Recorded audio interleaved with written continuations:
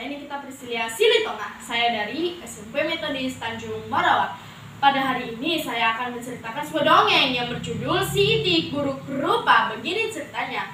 Pada suatu hari, di sebuah peternakan yang kecil, ada seekor itik-itik yang sedang mengerami ketujuh telurnya.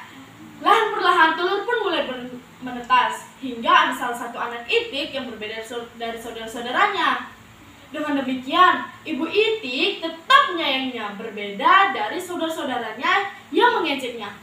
"Kau itik buruk rupa, kau tak mirip dengan kami tak akan mau bermain denganmu." Nah, dari situlah itik buruk rupa pun mencari teman. Pertama-tama, ia pergi ke tempat sapi. "Sapi, apakah kau ingin berteman denganku?"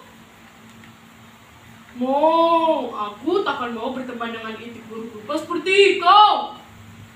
Setelah itu, ia pun pergi ke kandang ayam. "Ayam, apakah kau ingin berteman denganku?" "Aku takkan mau berteman dengan itik buruk rupa seperti kau."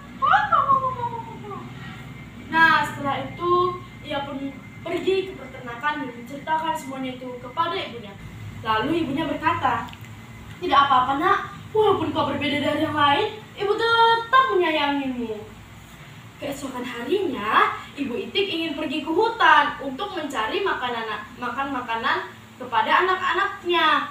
Naasnya, ada seorang pemburu di hutan itu. Dor! Ibu itik tertembak dan tertangkap. Itik buruk rupa yang menunggu ibunya di depan peternakan dari pagi hingga malam dan dari malam hingga pagi, ia pun mencari ibunya. Pertama-tama, ia mencari ibunya ke danau. Di sana ia pingsan karena ia belum bisa mencari makanannya untuk dirinya sendiri. Saat itu ada seorang pemuda yang menolongnya.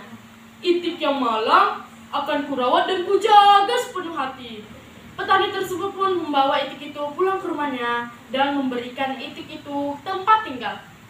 Nah, tahun ke tahun petani itu merawat, menjaga, dan membersihkan dengan baik hingga itik itu sudah besar dan petani itu pun melepaskannya ke alam liar. Nah, saat itik itu ingin minum air, ia melihat bayangannya di air. "Apakah ini aku? Mengapa aku berbeda sekali?" Ia pun melihat ke kiri, ke kanan, juga ke belakang.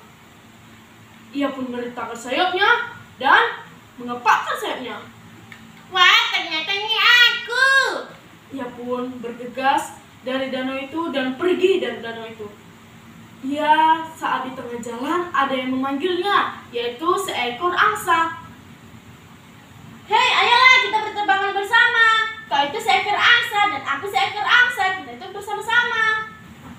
"Apa kau bilang? Seekor angsa? Aku ini seekor itik."